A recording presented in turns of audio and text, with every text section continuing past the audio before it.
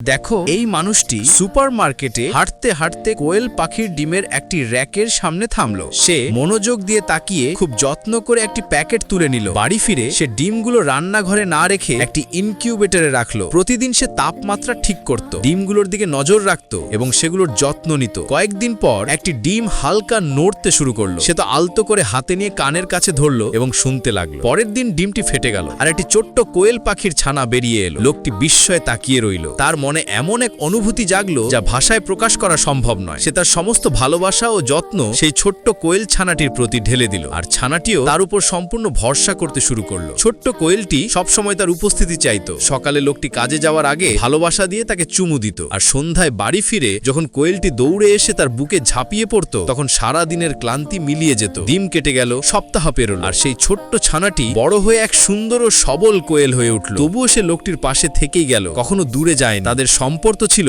সত্যি অনন্য এবং ভালোবাসায় ভরা। তাই মানুষটির জন্য একটি লাইক অবশ্যই করবেন।